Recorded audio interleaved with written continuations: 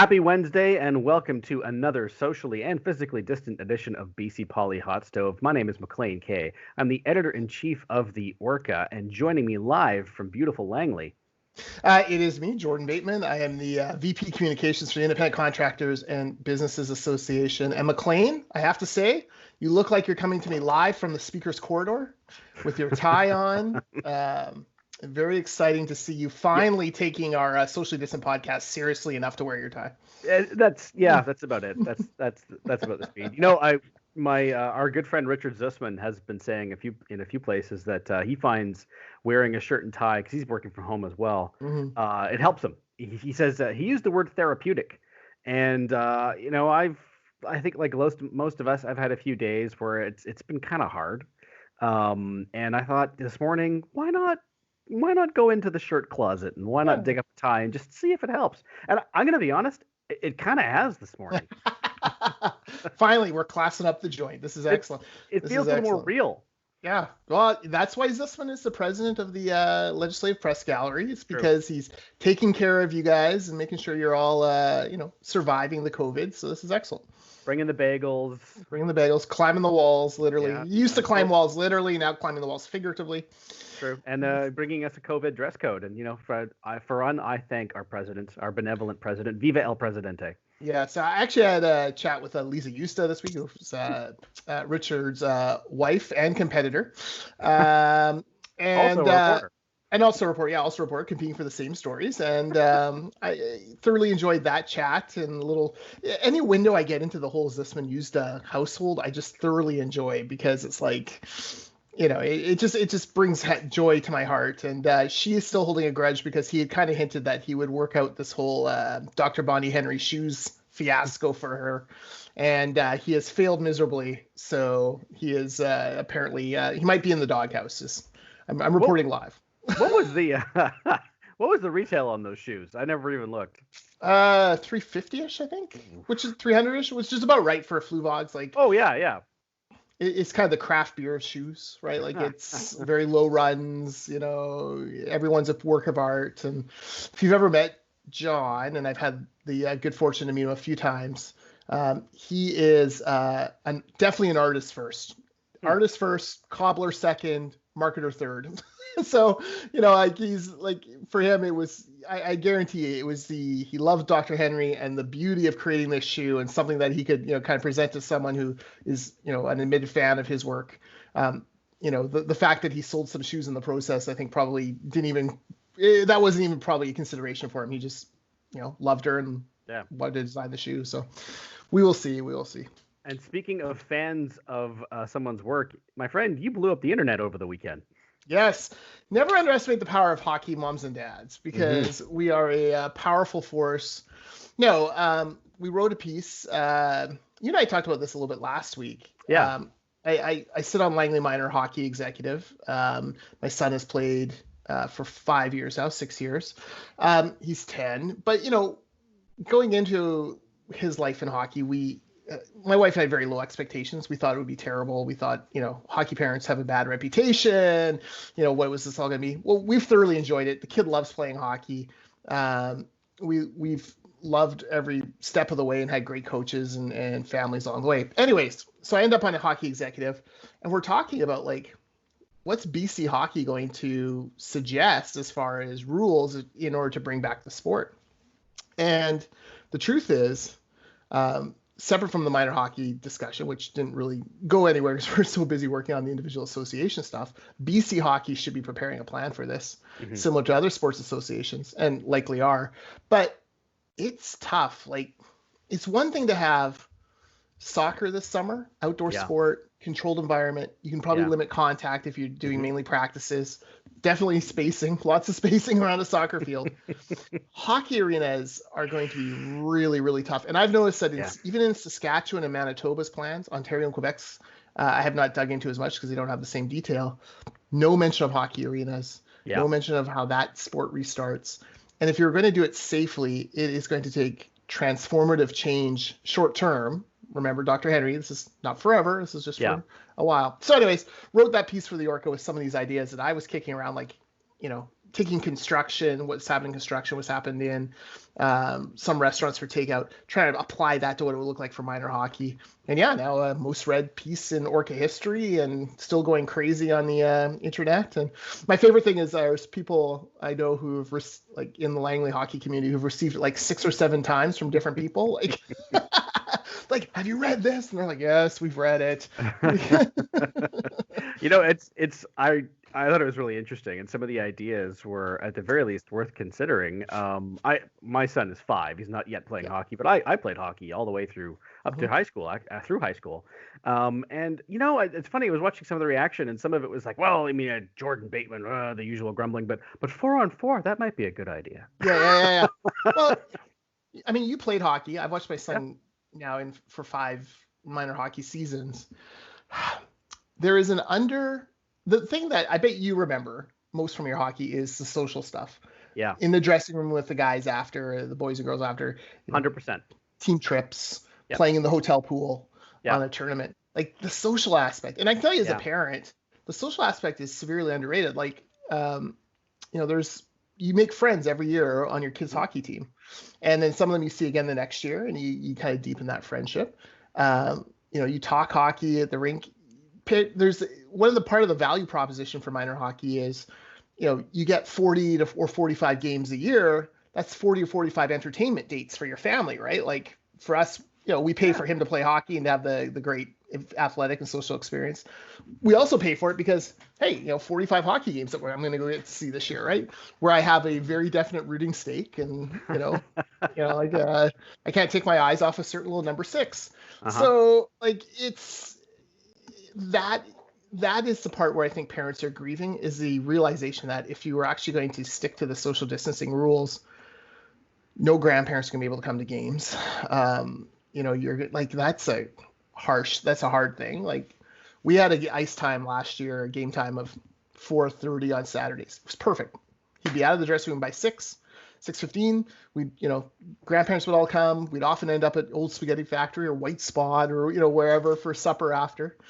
And it was just part of that experience. So hockey being such a intricate part of the Canadian fabric, like for families watching this who have kids in football, my sense is the Americans will figure that out. Football is so part of their fabric. They will figure that out, and you just have to follow their lead. Canada's going to have to figure that out for hockey because we are that is such a part of us. So it was a good, interesting piece, and some of it like no one should think that I'm recommending these things or I expect these things to happen. I was just trying to, you know, spitball. You're putting ideas out there, and I think you did a good job of it. Now the question is, what position does Jack play? Jack is a forechecking, crashing winger. Oh, nice. And with some good speed, and just in the past year, here's like the Elias Pettersson effect. So, you know, he's all about playmaking now. Like he loves the great pass to the guy wide open in front. So that is now his. Thank goodness for Elias. Thank goodness we don't have some sort of selfish sniper on our team that on the Canucks that influence him that way. So. One of your, I don't want to talk about this whole show, but one of your ideas that I really zoned in on was the possibility of dressing minus skates at home or wherever, and then coming in. I don't remember the reason why, but we had a few games like this when I was a kid where we had to dress at home, and there were reasons that I don't remember and don't matter. I was a goalie. Yeah. Those games, and this probably happened 3 times in my entire life, but I remember them because it was awful. Yeah, because you dress at home. Goalie gear is oppressive when you're in the rink. In the car, oh my God, it's just misery. And you're already just bathing in sweat by the time you get there. And so I read that and had a little bit of PTSD. I should put an asterisk in there and said, goalies should dress in the arena. Look, if the dressing rooms are empty, you could dress your goalie and not dress them there, or at least keep the leg pads off and some of the heavier stuff. See, the problem is this thing is spread by droplets. Saliva, sweat, things like that. So you can't have kids in those small dressing rooms pulling off jerseys, pulling off equipment, sweat droplets, microscopic and otherwise, flying everywhere, filling the room. You just can't do that. And that's why you're going to have to dress them from at home, bring them in, have as little exposure as possible to one another, and let them play. So keep the windows down in the car on the drive home. Yeah, well, exactly. Well, that's it. That's the other problem, right? And then like I know like lots of parents like don't wash the jerseys at all year. Don't do any like it's they're superstitious or whatever. Well, forget it. Anything on the outer you're gonna have to wash after every use. The helmet and skates you're gonna have to disinfect. The pads underneath you need to be washing at least every week. Mm-hmm. That will be a big change as well. So we'll see. Hockey is in a state of, I would say we've moved from denial through grief, and now we're coming into bargaining. Like, okay, Dr. Henry, what can we do to make this happen? But we'll see what comes out. And speaking of seeing what comes out, this coming Monday, Saskatchewan and Manitoba start their respective phase ones of reopening their economy. Yes. I wrote about Saskatchewan's plan last week because we'd seen it. Manitoba has since released theirs. They're similar, but there are some pretty broad differences. Manitoba's is more detailed. And firm dates. Yes. Firmer dates, but there's a bigger time in between, which is, I think, the biggest, the most important change, or not change. But Saskatchewan has a phase one starting Monday, and then I believe it's 2 weeks later, or maybe it's 3 weeks later, is a phase two, and then everything after that is we don't know down the road. Manitoba has got a longer time. It's hard and set. Phase one starts on Monday, May the 4th, and phase two will start in June. And obviously, there's the possibility of dialing things back if things go badly. But Manitoba has been extraordinarily lucky with COVID-19. I don't have the case count in front of me, but it's very low. Yeah, it was just a few dozen, if I remember. And the plans are interesting. Now, some of the industries they're restarting are ones that are still going on here. Construction, for example, that never stopped here. It does, I think. I know John Horgan's speaking later today. I think we're reaching the point now where there's a lot of pressure on Horgan, Dix, and Henry to start opening it up a little bit, simply because you can't. It's been 7 weeks, right? Like, you can't go on like this forever. And we've noticed this week in their public comments, Dix and Henry have started to shift towards, we're going to open it up. Now, she's still saying mid to end of May, which is still weeks away, right? Like, that's not great, but at least it's a thing. Hey, I want to give you a stat. I want to credit CTV's Sinjin Alexander. So he did a piece on traffic counts. And the Port Mann Bridge saw a 41% drop in traffic in March as the quarantine first kicked in. It is rebounded now 9%. So still net down a third. Massey Tunnel was down 49%. It's come back about 6%, so still down about 43 overall. Sea to Sky was down 58%. It's bounced back 8%, so it's down half still. And Lionsgate Bridge still down about half, dropped 56, and then it's come back 4%. Now, all that to say, yesterday we went out to Abbotsford, my family and I, because my father-in-law is in long-term care, and he was going to be put on a balcony, and we could yell to him from 15 feet away.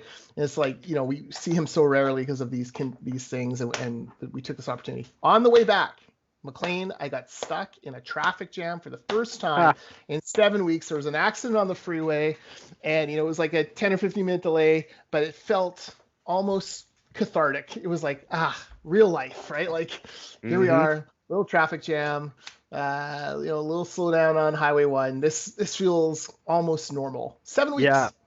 Like there's going to be a lot of things like that. Like the first time, not you specifically, but a person who goes back to an office, the first time they're in a meeting that doesn't really go anywhere, that it just ends up being random bitching about people and things and eating donuts. A lot of people are going to be like, I missed this. Yep. This is great. I hate this, but I'm so happy to be here.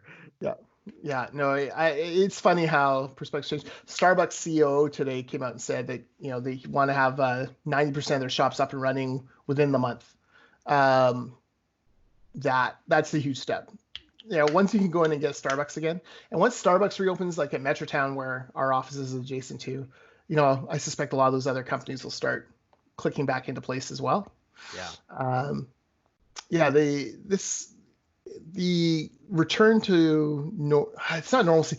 The opening up of things, I think, is going to happen quicker than we think, and I think we've talked about this before. Big bump, and then I think it's going to drop off, and there'll kind of be a long tail recovery back to sort of what normal is.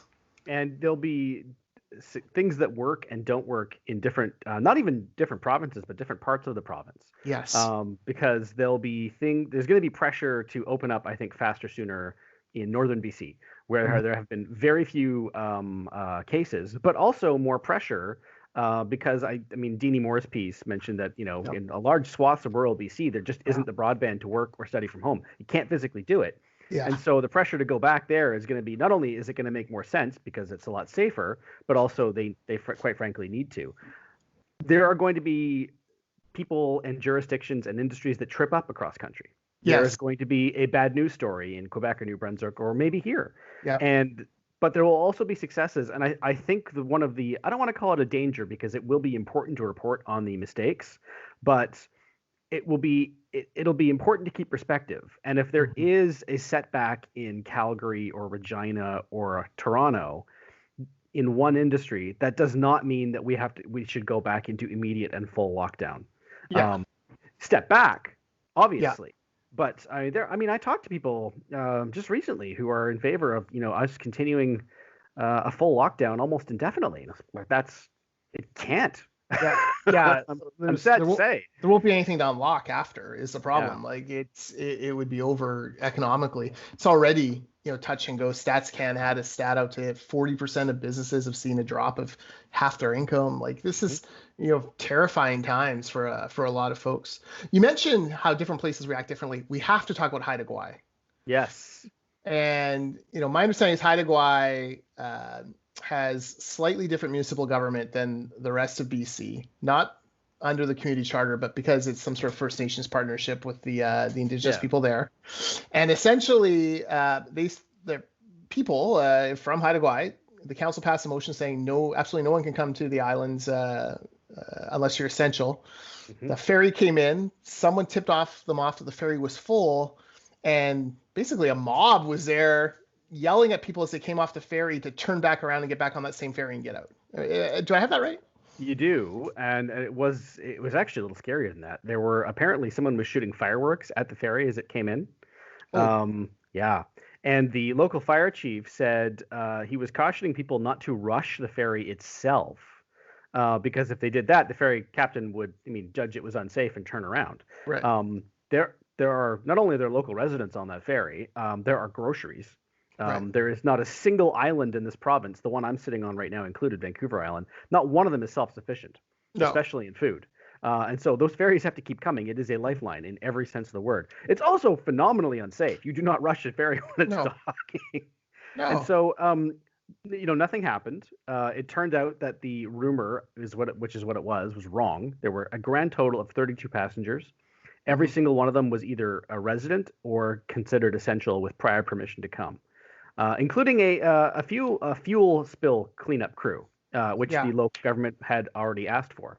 So with this, hopefully we can look at this story and sort of take it as a cautionary tale at other places across BC that this can't happen. The fear is completely understandable. It might even be justified if you look at a place like Alert Bay. That is not an excuse. No. It is people pulling over cars on the road and questioning them is the kind of thing it will get out of hand. Yeah. It's not a question of if. That's a disaster. Yeah, no, and well, first of all, you lose all credibility. You look completely foolish. And yeah, these people are coming to work on the island, things that they asked for. So we got to be smart of this. Mob justice, we got to be smarter than that because it's just not fair. It's not safe. I am curious how the discussions are going on behind the scenes. I imagine Mike Farnworth, the Minister of Public Safety, is involved. I imagine Scott Fraser, Mr. Indigenous Reconciliation, is involved. They can't be happy with this. No. And we should, it's in case anyone thinks we're picking on Haida Gwaii, something similar happened weeks and weeks ago outside Tofino and Ucluelet, where locals tried to barricade the highway. That was also, too. This is just more timely, but they're both bad ideas. Yes, yeah. What was that stat over the Easter weekend? Ferry traffic was down like 85%? 92%. 92%. Right. But remember on social media that Friday, this ferry's full, and the whole world was burning and we were going to spread corona all over the province, and it turned out no, by Monday when the facts came out, or Tuesday, the facts came out, down 92%. We're now past the breakout, the outbreak period for that. There's no outbreaks on islands. No. Pender's not under siege. Galliano's fine. Salt Spring is making it, right? Like there's no, terror on that. We gotta be smart. We gotta be smart of that. Hey, I want to ask you about a bailout thing. Okay. CFL, I know what this is. The Canadian Football League. Now, you and I are CFL fans. We are. They want 150 schmil from the federal government. Couldn't I buy the whole league for $150 million? Oh man, I wonder if part of that is they're probably going to have to reimburse TSN for the TV deal, right. Which is probably a big chunk of it. It's probably paying out contracts for this year.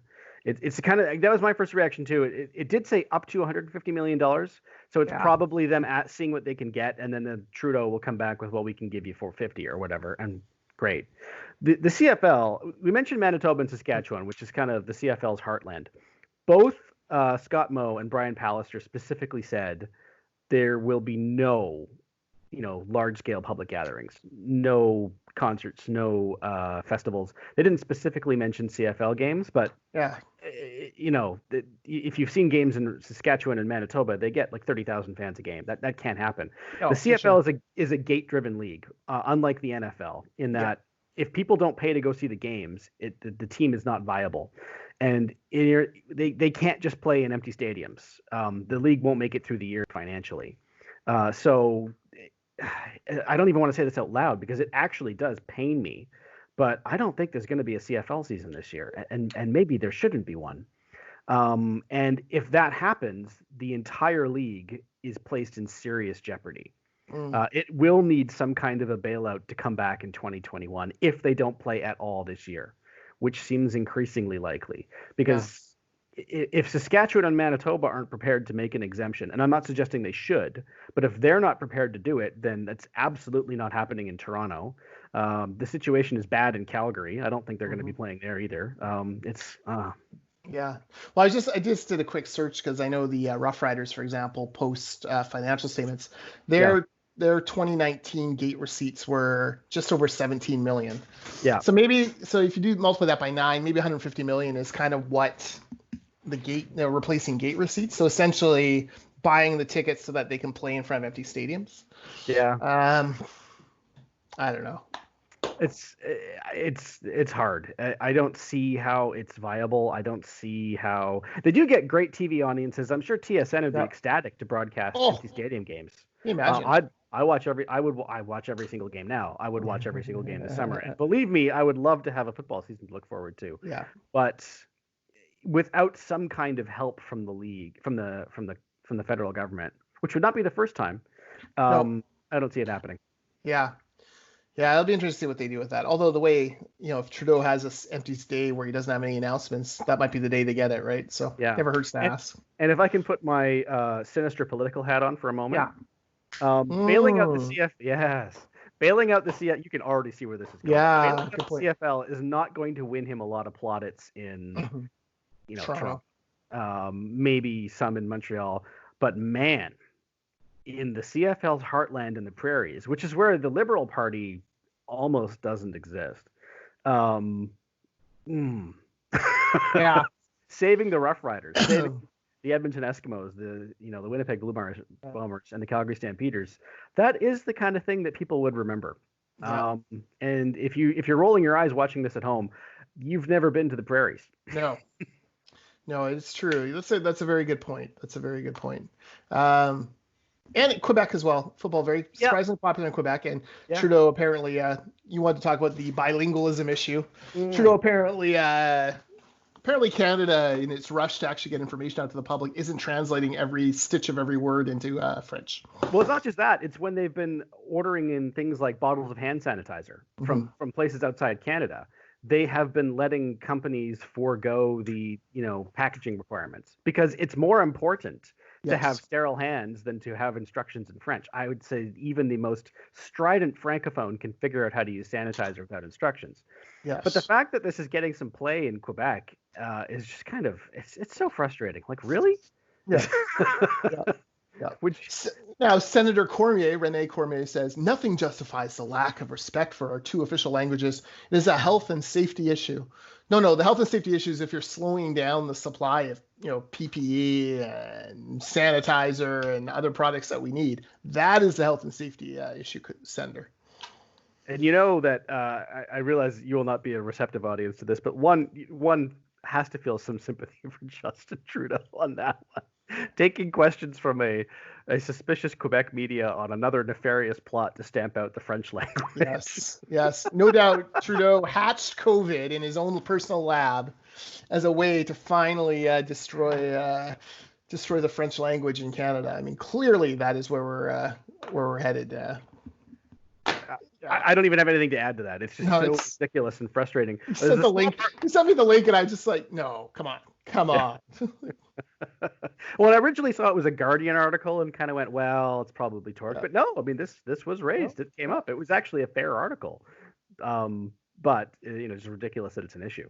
Yes, yeah, it is. It is ridiculous that it was an issue. One other ridiculous issue this week federally, Michelle Rempel Garner. Oh, my God. So, a controversial Alberta MP. Some people love her, some people hate her. Apparently, she got married last year to an American veteran. They have stepkids together, and they kind of split their time. And both of them come from backgrounds where they're used to traveling a lot. So, they're careful about how they manage their time, and they live apart, but they're married and they live together when they can. So she decided to quarantine in wherever he lives in Oklahoma in the U.S. Yeah. So she's quarantined there with her husband and their stepchildren. Perfectly valid. We're in a world where it doesn't matter where you are. I could be doing this from my office as I am my home office, or I could go to my home living room and do the same call with you. It doesn't really matter, right? She apparently this somehow leaked out. I don't think she was keeping it a secret per se, and she claims the story got shopped around to various liberal-friendly news outlets, and finally Susan Delacourt, the friendliest of the liberal outlets, in the grope and flail, as the wags like to call it, she puts out the story. Michelle Rempel Garner is living in the United States and turned her back on her constituents, and what a monster. Snide comments on Twitter included, and needless to say, those of us who have half a brain in our heads and are thinking that, maybe there are more important issues to write about said, shut up, Susan. I was aware that she was in Oklahoma before, but I didn't take any notice because I don't care. Yeah. Because I knew that she had married an American and that she was quarantining with him and her family. And, that's as much as I thought about it, because that's what we should all be doing right now. Yes. And then, to see it become an issue is just kind of...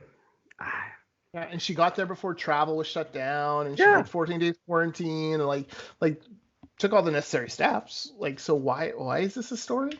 I don't understand. It's just a smear. It's, she's an American, and it's just it was beneath everyone involved. Yes.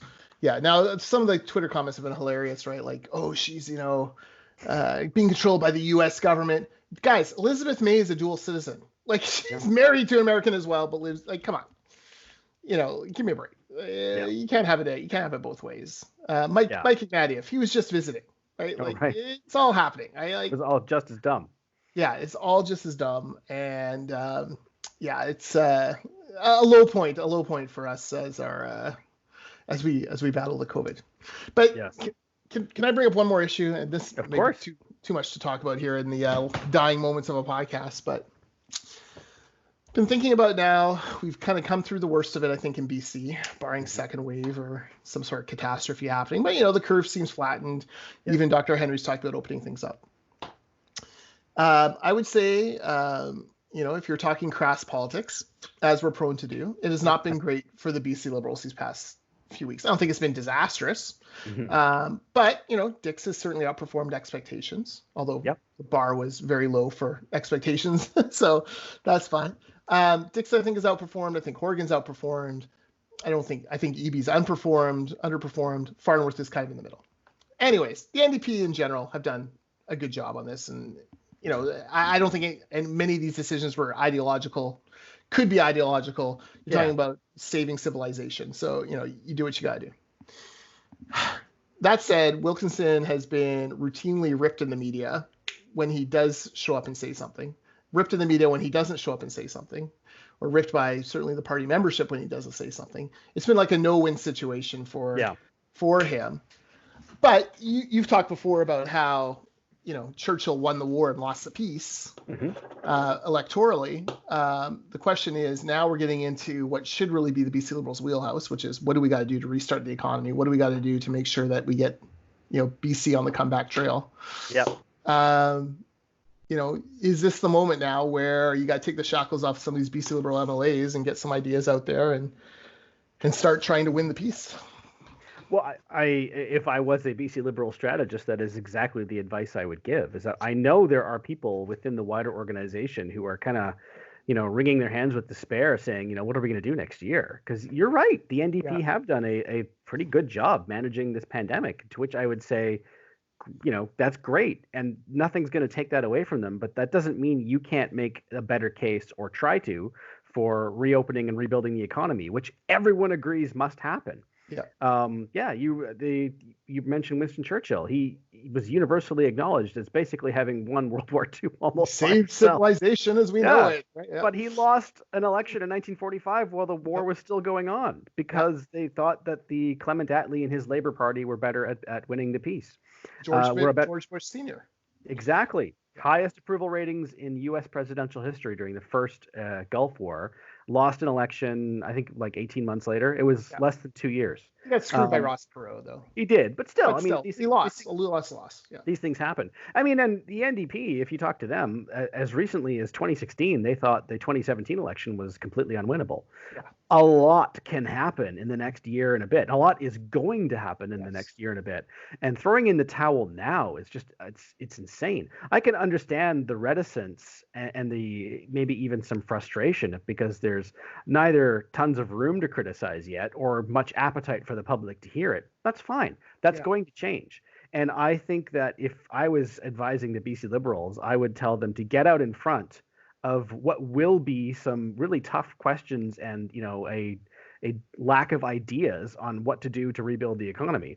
And, the average undecided voter may look at the NDP and the BC Liberals and what the BC Liberals want is for that undecided voter to look at the BC Liberals and say, well, I think those are the guys who will understand an economy better. That's, even if this is a subconscious decision happening in their head, that's what they should be going for. Yeah, I agree. And you're right. It's 18 months or 14 months, 15 months, 16 months. It's a long way away still. And issues that were issues 10 weeks ago aren't issues now, and issues that, there's going to be things that arise in the next 10 weeks. If I were a BC Liberal MLA, I'd be thinking about my critics portfolio, thinking of every stakeholder business group within that portfolio and employee group, and going to them and saying, hey, how are you planning to get your industry back up and running? What can we do to encourage more help from government? Where can we provide a little bit of positive pressure on your behalf? Let's do this thing. We're in this together, and ministers are busy. You don't have a lot of time to muck around on some of these issues, but we want to roll up our sleeves and work with you. Yeah. And start to kind of plot that out a little bit. Maybe, and I'm sure some are. As you know, MLAs vary in their skill and network levels, and I'm sure some have. I know some have, because I know I've had calls from ones asking us about construction. It's important though that my sense is this is going to go one of a couple ways, because we flatten the curve and deaths aren't going to hit, like the original estimate was going to be like 20,000 or something. I forget what the original, it was going to be crazy, and we're going to be more like 500-ish maybe. There are things that can be poked at over the next year and a half as things happen, like how many cancer patients missed out on key treatments because we had to have 4,000 empty beds at all times. Like that, should we have phased in some of these hospital beds back sooner, right? Like today, Dix will get up and say there's roughly 95-ish people in hospital, 30 of them in ICU, and we have 4,076 empty beds. Well, can we fill 2,000 of those empty beds with like short-term surgeries that don't commit for like week or two of hospital time? But could you commit to doing like people who could be in and out in 48 hours? Like, it seems unlikely we're going to go from, 97 in the hospital to 5,000 in hospital in a 48-hour span, right? Like, so these are the kind of things where you can kind of poke a little bit. A lot of I think we're going to see some of that poking in about an hour and a half when Premier Horgan speaks to the media, because Saskatchewan, Manitoba, and to a lesser extent, Ontario and Quebec are making plans to reopen. And in fact, open before we have a plan to reopen. Yeah. There will be a lot of questions that, okay, well, when? Can you give us a date when we can have a plan? There's going to be some curiosity and sort of wondering why. The answers may well be valid. I mean, you may just say, look, we're not as far ahead as Manitoba and Saskatchewan, and we need more time to do it safely. Fair enough. But that's the question that's going to get asked. And every week that goes by where other provinces are sticking their toes in the water and BC doesn't, there will at least be questions, fair or not, about why we are not at least making plans to stick our toes in the water also.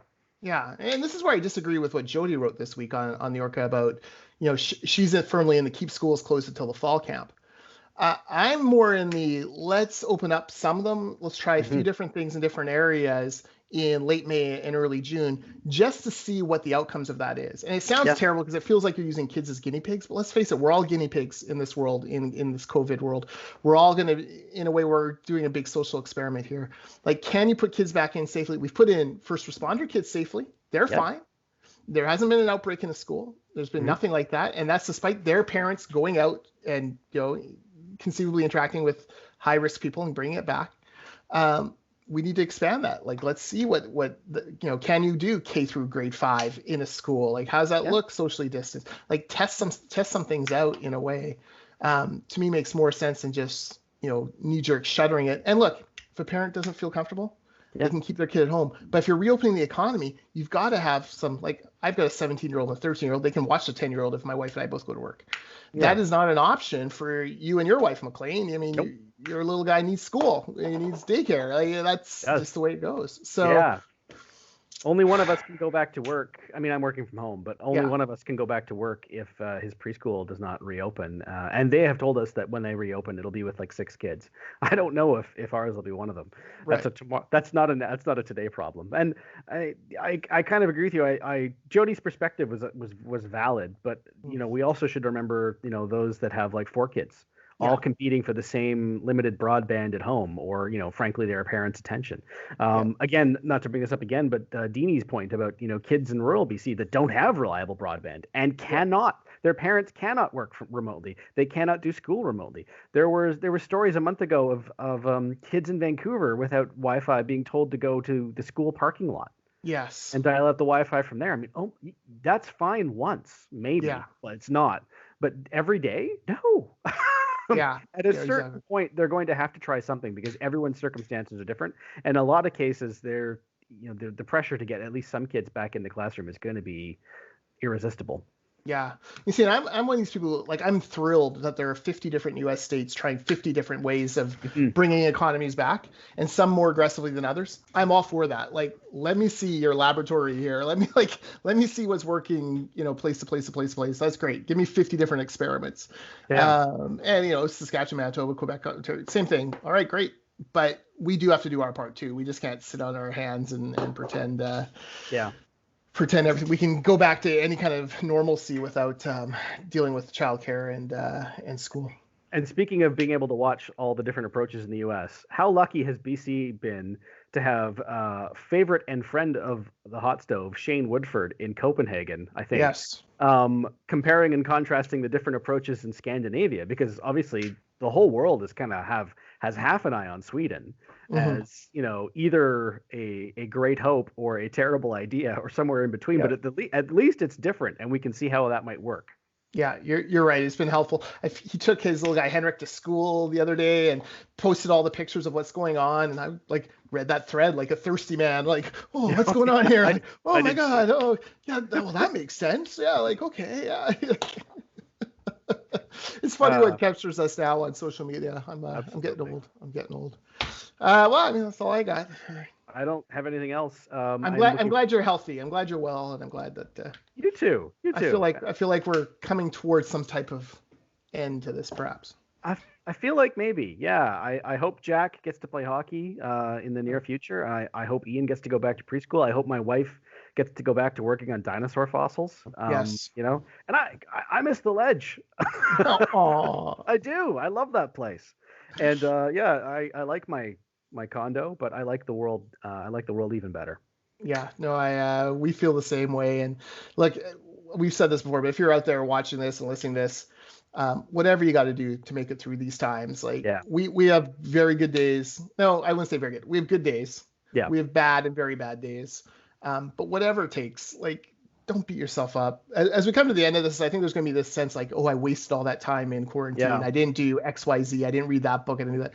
Yeah. Forget it, man. Be gracious with yourself. Just, you made it. You did it. We made it. Like, pat ourselves on the back and take these lessons we've learned these last few weeks and move on. Yeah, the goal of a pandemic is not to be like Shakespeare and write King Lear. The goal of a pandemic is to be like Shakespeare and live through the pandemic. Yes, precisely. Yeah. Well said. Well said. Thank you. Worthy of the bard himself, and probably a good note to go out on.